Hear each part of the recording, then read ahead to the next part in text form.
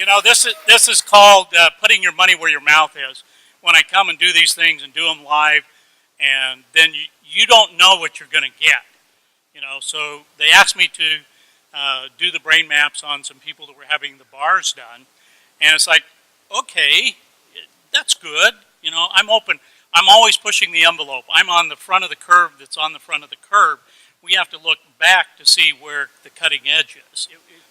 All I can tell you is when I saw the results, my jaw dropped. I was so astounded. And you got to remember, I've been doing this for 16 years. I have seen brains of every kind and all different kinds of conditions. This is the very first time that I've ever seen a brain do what we are about to show you. I mean, I was blown away. It takes a lot to blow me away. This blew me away. So why don't you tell them? Okay, so we didn't mention yesterday that one of the things we do is called bars, and it's 32 points on the head that are designed basically to delete file on your computer bank so that you can create a change in any way you want. So everything, you know, the bars are a soft touch. You put on particular points of the head. These release the thoughts, feelings, emotions, considerations, and attitudes you've stored in any lifetime. And the end result is, you know, worst case scenario, your whole life changes. Best case scenario, you feel like you had a great massage. So. We have several different databases, ways that we can look at this information, and that adds a level of credibility and reliability. And so I'm going to show you all the different ways that we measure this. So we take an EEG, we put the cap on their head, and we measured all 19 electrodes. We did eyes closed, brain on task. Then they did the bars, and then we did it again right immediately after. Put the cap back on their head, measured eyes closed, brain on task. And I'm going to show you what happened. This is a normal brain map. And so this one is before. This was, and you can see the red area that's lit up. That's the area that we identify as PZ. And it's showing that it's, you know, roughly 3 standard deviations above what would be considered normal. So they did, I think it was an hour and a half of running the bars, and then immediately after that we did it again. And here's what it looks like. Can you see a difference? Yeah, all right. So this was one measure that we were able to look at. Let's take another glance at something. It's called S-Loretta. And that stands for Scientific Low-Resolution Electromagnetic Tomography. But forget about that. Here's what it looks like. It came out showing us here, pointer down here where this little red line is, and this area is PZ. That's where it was lit up before. We have a different scale, and down here it's showing us that yellow is 3 standard deviations above what's normal. Well, we know it's at 2.7 hertz. It's in the delta range. So it's a low frequency, but down here it says it's 4.97. So it's almost 5 standard deviations above what is considered normal. It is off the scale of what we're seeing here. So here after is what it looked like. See, you can see the dark color here is the normal range. It's also saying that the change happened at 2 hertz. Okay, well that's all well and nice. There's another part that we look at here that is called the S-Loretta part here. And it gives us a triangulation. So we have what's called an x-axis, this black line here. Then the one pointing up in the air is a y-axis, and then we have a z-axis. So we get this triangulation. It's showing us exactly where. And you see this stuff here in the back of the brain? Well, that's PZ. That's where you just saw, you know, it all lit up. So here's the after.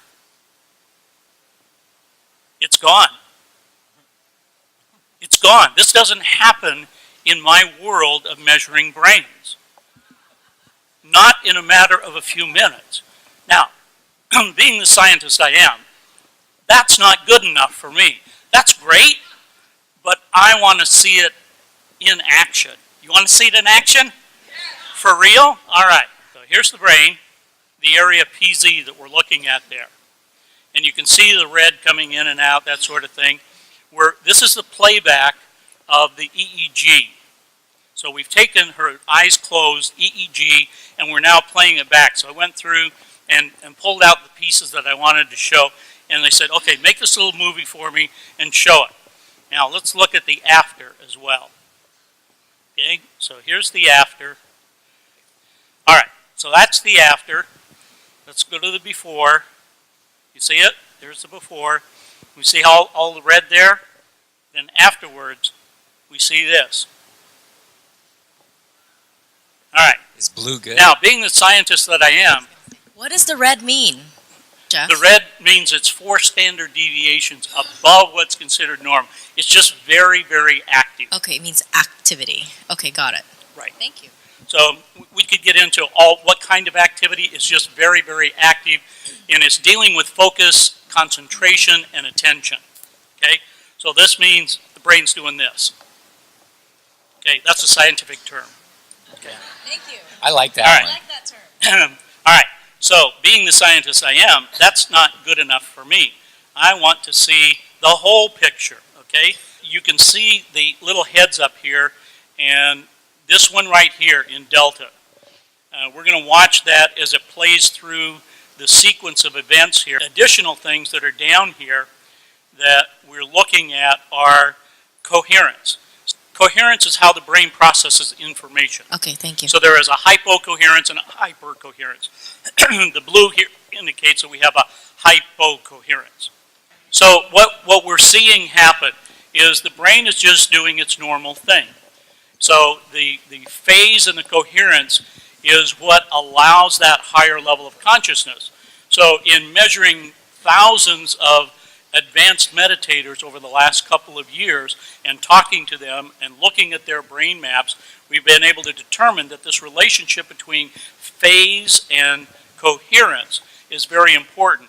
We've also done some things with heart math where we've had people wear this heart device for 24 hours, and we would map them during the brain when they were doing meditations. And they would be meditating for 2 hours at a time in a room like this. So we would have 450 people, and we're measuring some of these people and looking at the relationship. And when people had these profound experiences, when they were able to have kundalini energy, and we map these things, we have validation of them, that the phase and the coherence become very important, and we would see an alignment of the phase and the coherence in what I just showed you, and the heart coherence. So when there is complete heart coherence and brain coherence, then people start to have these magical experiences and start to have energy lining up. And this is about, so when you talk about aligning the energy in the chakras and coalescing that energy, this is what we've been looking at.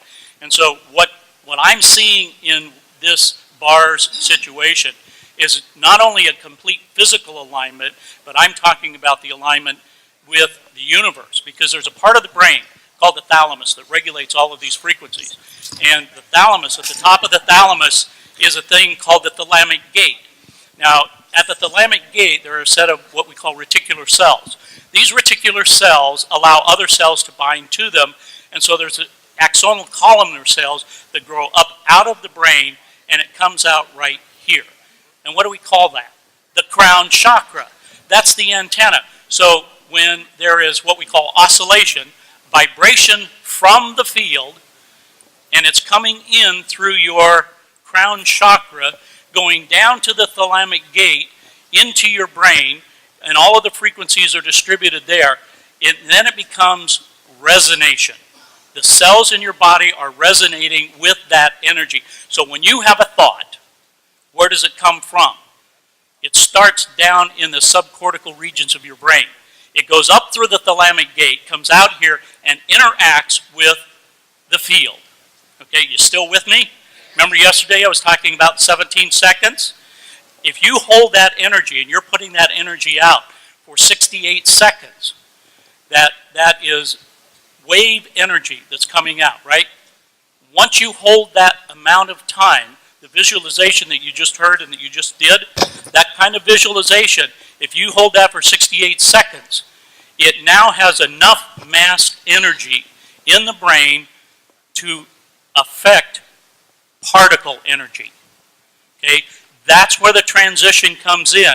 So the longer you hold these thoughts, the longer you work with them, whether it's visualization, mind movies, whatever your technique is, the power of that is absolutely astronomical. Now, to be able to coalesce that energy and to bring it together in what I just showed you is absolutely possible. And I believe we only have, you know, the one person that we processed so far.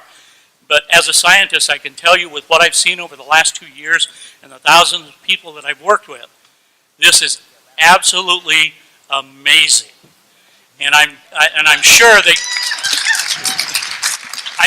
each and every one of you have the ability to harness this energy, to start working with that within yourselves, because it's not the magic of the science. The science just helps you let you know what is happening and how it's happening to you as an individual.